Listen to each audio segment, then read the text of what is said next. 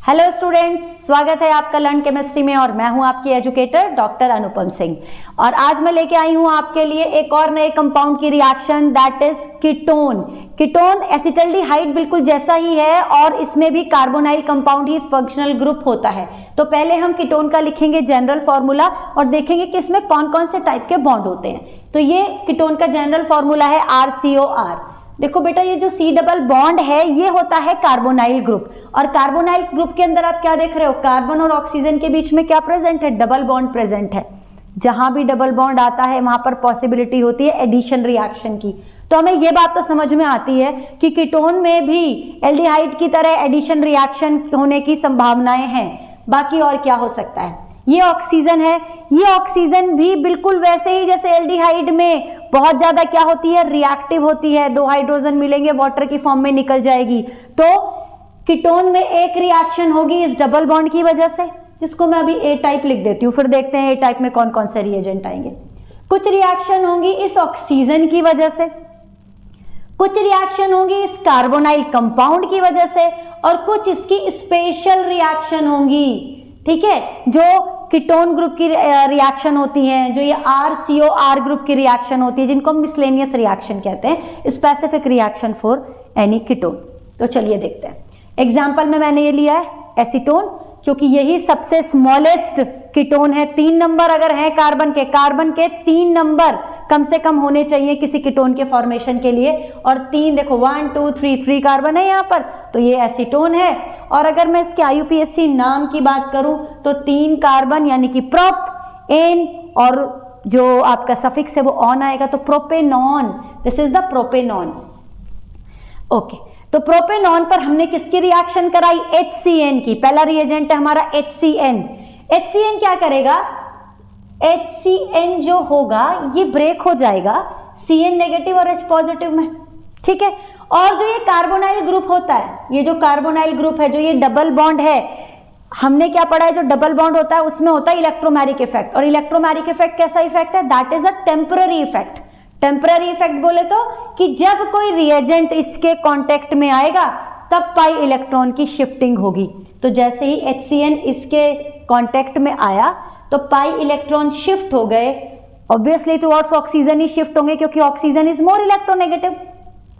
तो बेटा यहां शिफ्ट होने के बाद कार्बन के ऊपर क्या आ जाएगा, पार्शियल पॉजिटिव चार्ज आ जाएगा, और ऑक्सीजन के ऊपर पार्शियल नेगेटिव चार्ज आ गया।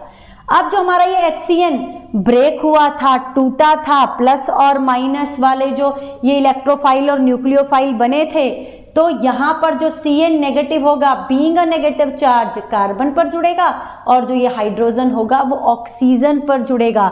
एडिशन रिएक्शन हो जाएगी, लेकिन एडिशन में कौन सी रिएक्शन होगी, that is nucleophilic addition reaction. हाँ जी बिल्कुल, ये न्यूक्लियोफिलिक एडिशन होगी।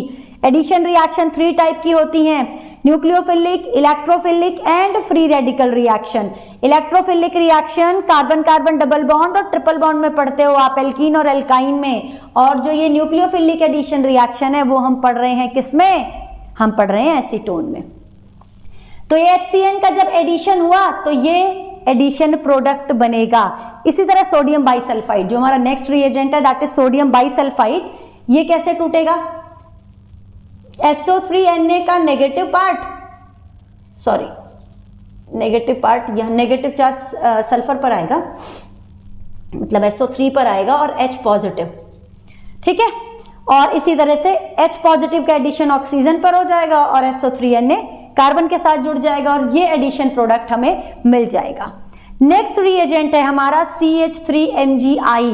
बहुत बार नाम सुना है इसका, ग्रिग्नार्ड रिएजेंट। ग्रिग्नार्ड रिएजेंट भी यहाँ पर बेटा क्या करता है, एडिशन करता है, एडिशन रिएक्शन करेगा ग्रिग्नार्ड रिएजेंट। ये देखो ग्रिग्नार्ड रिएजेंट का जब इस पर एडिशन होगा तो ग्रिग्नार्ड रिएजेंट पे क्या होता है, मैग्नीशियम पॉजिटिव चार्ज रखेगा और ये नेगेटिव चार्ज एडिशन प्रोडक्ट बनेगा। उसके बाद आप इस पर वाटर जब पास करेंगे तो एक 3 डिग्री अल्कोहल बनता है। 3 डिग्री अल्कोहल कौन सा अल्कोहल होता है, वो अल्कोहल जब जो OH ग्रुप है, जो अल्कोहलिक ग्रुप है, वो उस कार्बन के साथ जुड़ा हो जिस कार्बन के साथ ऑलरेडी 3 अल्काइल ग्रुप जुड़े होते हैं, तो इसको हम कहते हैं 3 डिग्री अल्कोहल। 3 डिग्री अल्कोहल बन गया यहाँ पे। नेक्स्ट रिएक्शन होगी अल्कोहल की रिएक्शन कराएंगे हम HCl गैस की प्रेजेंस में। बहुत इंपॉर्टेंट रिएक्शन है, एसिटल्डिहाइड में भी पड़ी है। एसिटल्डिहाइड में वहां पर एसिटल बन रहा था और कीटोन में क्या बनेगा, यहां पर कीटल बनेगा। क्या होगा इसमें, जो ये C double bond O group है, जो ये ऑक्सीजन है इसका, मैंने कहा था ना कि एक तो डबल बॉन्ड की वजह से रिएक्शन है जिसे हमने A टाइप कहा था, एक हमने कहा था इस ऑक्सीजन की वजह से रिएक्शन होती है। जो ये ऑक्सीजन होती है, दो हाइड्रोजन मिलते ही वाटर बनाकर निकल जाएंगे वो ऑक्सीजन, और बाकी ग्रुप आकर अटैच हो जाएगा। तो दो एल्कोहल लिए, इसमें दो मॉलिक्यूल के साथ ही रिएक्शन होती है। इसका एक H और एक इसका H, दोनों ये वाटर लेकर निकल जाएंगे और बचा हुआ ग्रुप जो ये C2H5O है, OC2H5 है, वो यहां पर जुड़ जाएगा इस कार्बन के साथ और आपको मिल जाएगा कीटल। ठीक है, नेक्स्ट रिएक्शन है अमोनिया के साथ रिएक्शन। अमोनिया के साथ कीटोन एक स्पेशल रिएक्शन शो करता है। देखिए क्या होता है इसमें, जब ये कीटोन अमोनिया के साथ रिएक्शन करेगा तो यहां पर भी आप कीटोन के, मान लो अभी मैं एसीटोन ले रही हूं, इसके दो ग्रुप ही लेंगे बेटा। एक ग्रुप तो ये रहा, ठीक है, इस ग्रुप पर तो ये होगा नेगेटिव और पॉजिटिव चार्ज, इलेक्ट्रोमैग्नेटिक इफेक्ट हो गया। जो दूसरा ग्रुप है, ये ग्रुप, ये क्या करेगा, एक हाइड्रोजन को निकाल देगा, H पॉजिटिव को निकाल देगा, प्रोटॉन दे देगा, कार्बन एनायन बना देगा। इधर जो ये अमोनिया है ये भी टूट जाएगी NH2 नेगेटिव और H पॉजिटिव में। समझ आ रही है ये बात, ये दो H पॉजिटिव इस ऑक्सीजन के साथ वाटर निकाल लेंगे और जो रेस्ट ऑफ द पार्ट, जो बचा हुआ है सारा, वो सारा जोड़कर लिख दो। कैसे, ये जो NH2, भाई ये बॉन्ड यही खाली हुआ ना, ये बॉन्ड यहां खाली हुआ तो NH2 यहां जुड़ जाएगा। यहां पर बेटा डबल बॉन्ड ही लगाओ आप। क्यों लगाओ डबल बॉन्ड, अभी समझाती हूं। क्योंकि दो बॉन्ड यहां पर खाली होंगे, एक तो ये ऑक्सीजन लेकर निकल जाएगा H2O, और इस बॉन्ड के साथ तो NH2 जुड़ जाएगा और बचा हुआ जो ये ग्रुप है वो इधर आकर जुड़ जाएगा। ठीक है, ये बात क्लियर हो गई। तो ये हमारा बन गया CH2 का होल, CH3 का whole twice, CNH2 CH2 CO CH3। उसके बाद वही चार रिएजेंट जो एल्डिहाइड में भी थे, कौन कौन से हैं, हाइड्रोक्सिलेमीन। आपने रिएजेंट को ना ऐसे उंगलियों पर याद कर लेना है, ठीक है, कि चार रिएजेंट ऐसे वर्क करते हैं, तीन रिएजेंट ऐसे वर्क करते हैं। तो ये चार रिएजेंट कौन कौन से मैं अभी याद कराती हूँ आपको। हाइड्रोक्सिलेमीन, पहला है हाइड्रोक्सिलेमीन, दूसरा है हाइड्रेजीन, क्या है दूसरा, हाइड्रेजीन, तीसरा है फिनाइल हाइड्रेजीन, फिनाइल हाइड्रेजीन, और चौथा है सेमी कार्बेजाइड। ये चार जो हैं क्या हैं, एक स्पेशल रिएजेंट हैं। अभी बात करते हैं इनकी, क्या करते हैं इनको, तब तक आप लिखें नोटबुक में। हाँ जी बेटा लिख ली। तो ये जो चार रिएजेंट है वो क्या काम करते हैं, ये भी वही काम करते हैं। कैसा काम करते हैं, ये हाइड्रोजन देंगे इस ऑक्सीजन को, वाटर निकाल देंगे और बचा हुआ ग्रुप डबल बॉन्ड के साथ जुड़ जाएगा। देखते हैं कैसे। मैं आपको हाइड्रोक्सिल एमीन का समझाती हूं कि कैसे रिएक्शन होगी। ये लिया हमने एक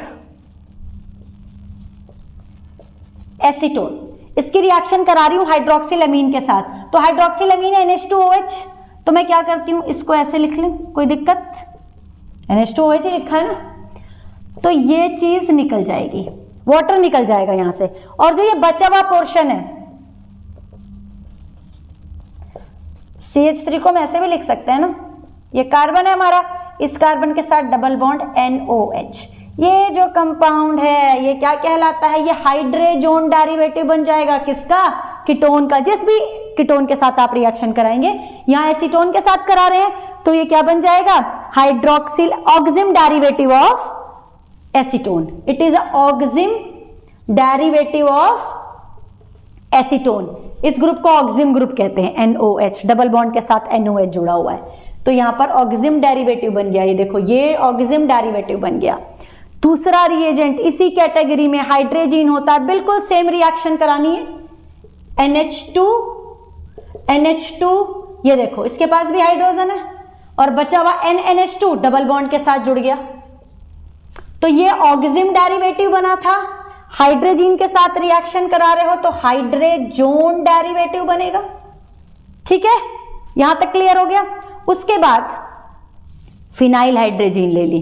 फिनाइल हाइड्रोजीन में क्या है, एक हाइड्रोजन की जगह आ गया फिनाइल ग्रुप, लेकिन दूसरे वाले नाइट्रोजन के पास तो दो हाइड्रोजन है, ऐसे लिख लेते हैं इसको, ये हो गया हमारा फिनाइल हाइड्रोजन, 2 हाइड्रोजन है ना, ये फिर वाटर बनाकर निकल जाएंगी बिल्कुल वैसे ही, और बचे हुए ग्रुप को आप डबल बॉन्ड के साथ क्या कर दोगे, अटैच कर दोगे, और ये बन जाएगा आपका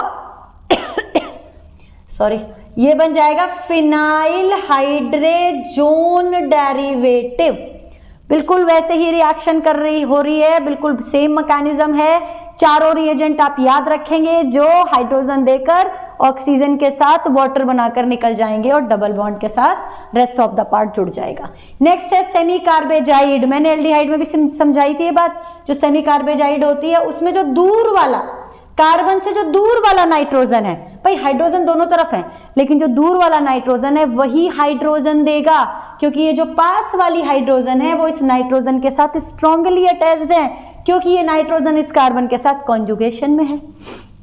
ठीक है, ये नाइट्रोजन इस कार्बन के साथ क्या है, कॉन्जुगेशन में है। तो ये वाली जो 2 हाइड्रोजन है ये फिर वैसे ही ऑक्सीजन के साथ वाटर बनाकर निकल जाएंगे और आपको मिल जाएगा semi carbazone derivative. Semi carbazone derivative तो आपको हाइड्रोक्सिलेमीन के साथ ऑक्सिम डेरिवेटिव, हाइड्रोजीन के साथ हाइड्रोजोन डेरिवेटिव, फिनाइल हाइड्रोजीन के साथ फिनाइल हाइड्रोजोन डेरिवेटिव और सेमी कार्बेजाइड के साथ सेमी कार्बेजोन डेरिवेटिव मिला। ये चारों रिएजेंट बिल्कुल एक ही तरीके से रिएक्शन करते हैं, इनको आप नोट कर लेंगे।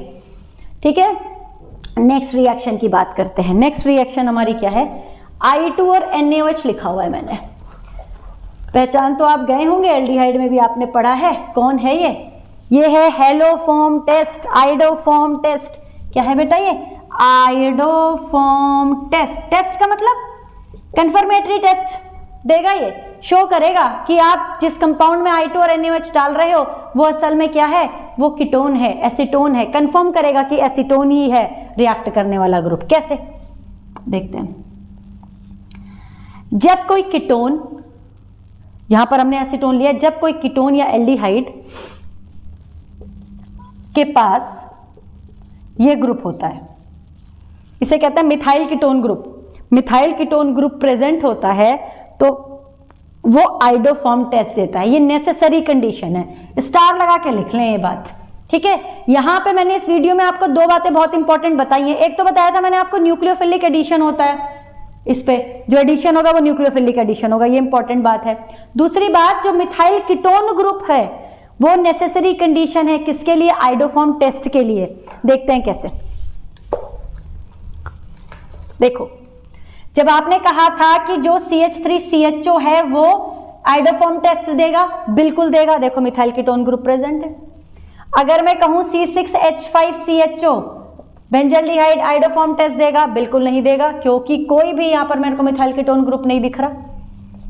ये वाला देखो मिथाइल कीटोन ग्रुप दिख रहा है एसीटोन में, C6H5COCH3 acetophenone methyl ketone group है, बिल्कुल देगा। Benzophenone, this is the benzophenone, कोई मिथाइल कीटोन ग्रुप नहीं है, आइडोफॉर्म टेस्ट नहीं देगा। ठीक है, आइडोफॉर्म टेस्ट के लिए ये CH3CO ग्रुप क्यों प्रेजेंट है, क्योंकि ये जो कार्बन के साथ 3 हाइड्रोजन होती हैं, ये जो 3 हाइड्रोजन होती हैं यही रिप्लेस होती हैं आयोडीन से। ठीक है, इसका मैकेनिज्म हम टेस्ट वाली जो हमारी वीडियो आएगी ना उसमें डिटेल में डिस्कस करेंगे। अभी के लिए आपको ये चीज बहुत इंपॉर्टेंट है याद रखने की कि भाई मिथाइल कीटोन ग्रुप होना चाहिए। I2 और NaOH लिखा हो सकता है एरो पर, तो आप पहचान लेंगे आइडोफॉर्म टेस्ट है।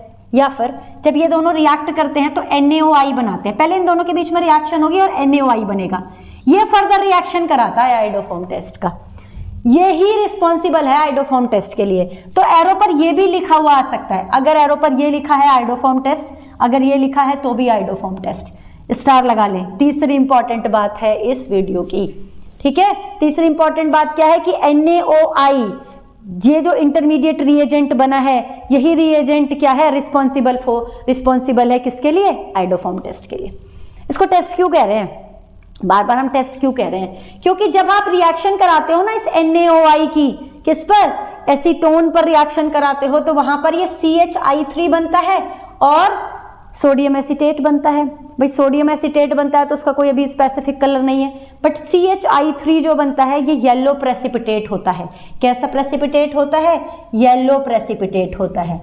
और किसी भी रिएक्शन में कोई कलरफुल प्रेसिपिटेट, कोई कलरफुल सॉल्यूशन, कोई गैस इवॉल्व हो, उसी को हम कहते हैं ना कि हमें कंफर्म हो गया कि कोई रिएक्शन हो रही है। रिएक्शन जो कोई चेंज है उसका जो कंफर्मेटरी है वो कलर चेंज होता है। सबसे पहले हमें कलर दिखता है, हमारी आंखों को दिखता है, हमें कोई टेस्ट करने की जरूरत नहीं। हमारे हाथ में एक टेस्ट ट्यूब है, हमने कुछ चीज डाली तो अचानक से जो टेस्ट ट्यूब के अंदर का जो सॉल्यूशन था वो येलो हो गया, तो भाई चेंज हुआ ना कुछ, और that is a chemical change, क्योंकि आप केमिकल्स के बीच में ही करा रहे हो वो चेंज, और थोड़ी देर रख रहे हो तो वो डिसअपियर भी नहीं हो रहा कलर, तो it is a chemical change. इसीलिए हम इसको क्या कहते हैं, टेस्ट कहते हैं। येलो पीपीटी मिलता है, येलो प्रेसिपिटेट मिलता है आइडोफॉर्म टेस्ट में, बहुत इंपॉर्टेंट टेस्ट है, इंपॉर्टेंट मार्क करेंगे इसको भी।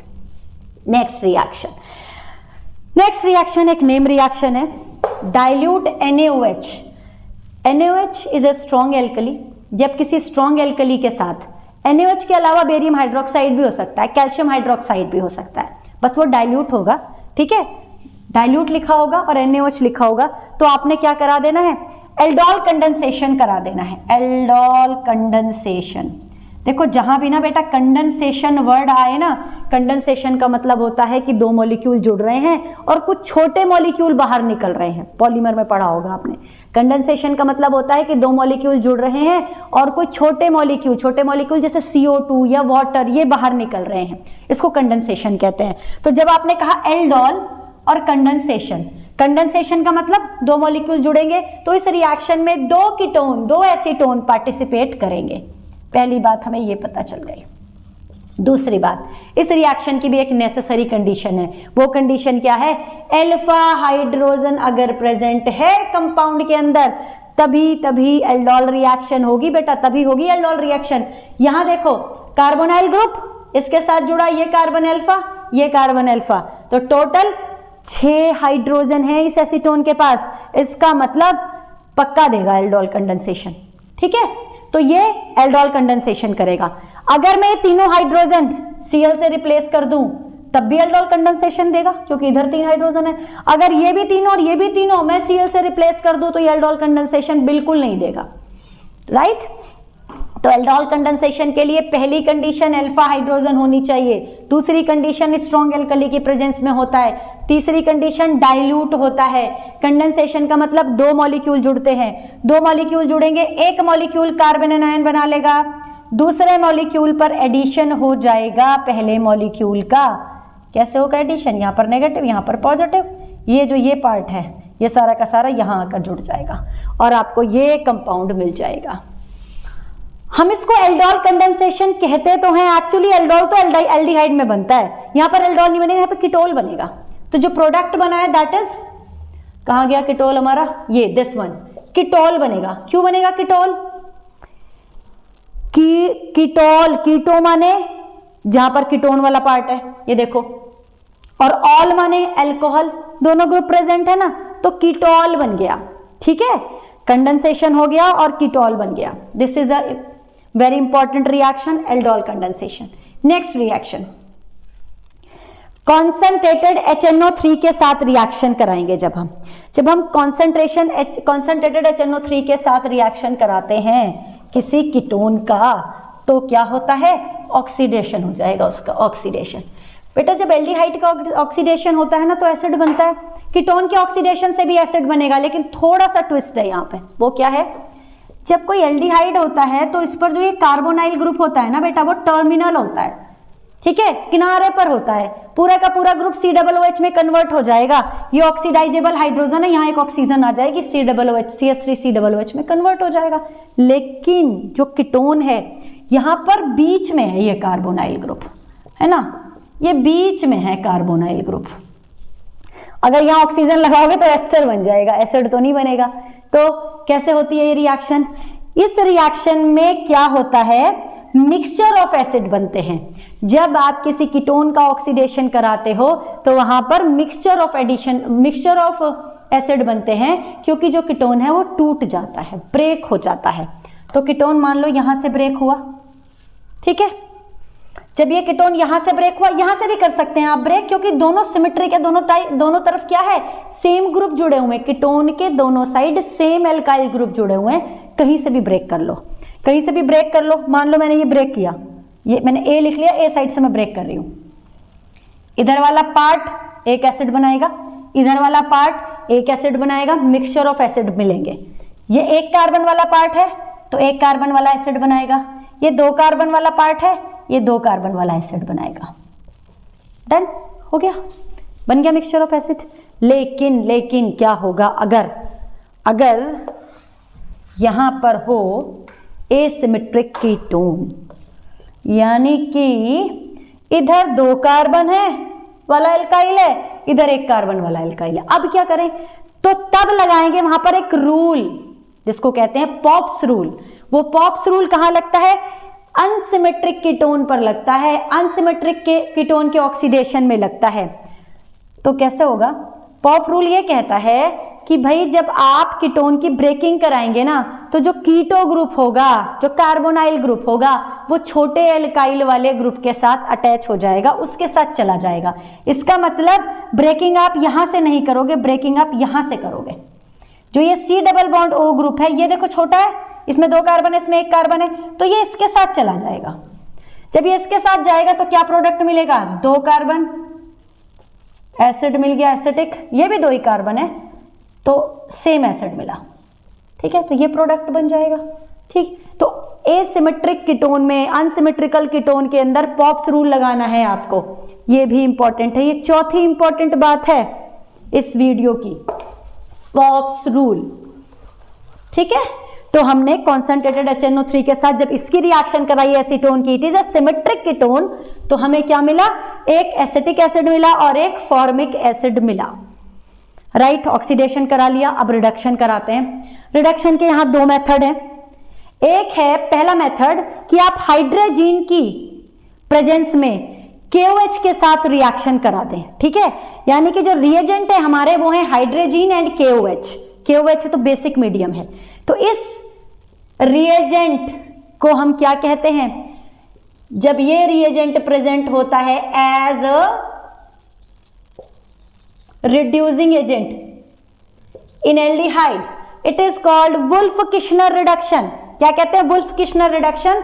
और ये Wolff-Kishner reduction क्या करता है, C double bond O group का CH2 मिथाइलिन में रिडक्शन कर देता है। ये याद रखेंगे बेटा, ये 5वीं इंपॉर्टेंट बात है इस वीडियो की कि C double bond O group का रिडक्शन CH2 यानी कि मिथाइलिन में हो जाता है with the help of wolf-Kishner reduction, और उसके लिए रिएजेंट होता है आपका हाइड्रोजन एंड KOH। तो जब CO ग्रुप CH2 में कन्वर्ट होगा तो मिल जाएगा आपको प्रोपेन। ये देखो मिल गया आपको प्रोपेन।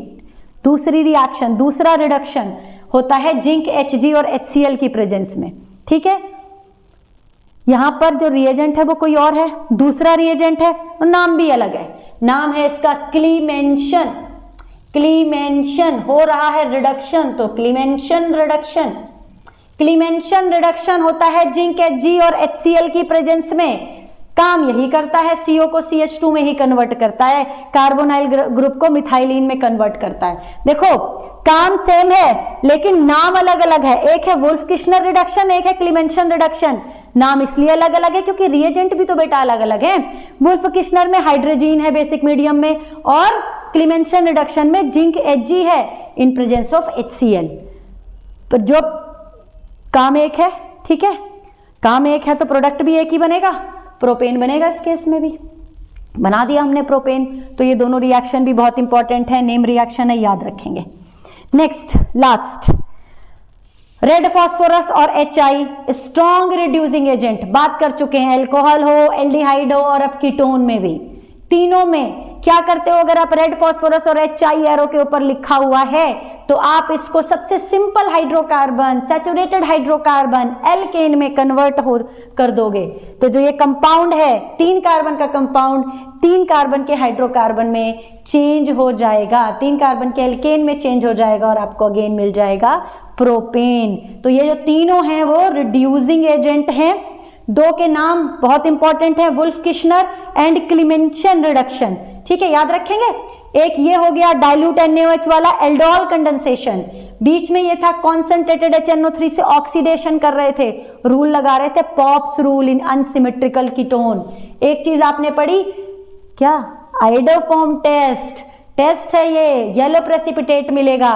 तो ये सारी रिएक्शन हमने पढ़ी हैं कीटोन के बारे में, और मुझे पूरी उम्मीद है कि आपको सारी रिएक्शन बहुत अच्छे से समझ में आ गई होगी, क्योंकि हमने पहले बॉन्ड की बात करी, फिर बॉन्ड से रिलेटेड हमने सारी रिएक्शन पढ़ी। ठीक है बेटा, तो आप एक एक रिएक्शन को बहुत अच्छे से समझेंगे, और कोई भी प्रॉब्लम होगी तो आप कमेंट बॉक्स में जरूर लिखेंगे। तो आप पढ़ते रहिए ऐसे ही और बढ़ते रहिए। Thank you so much.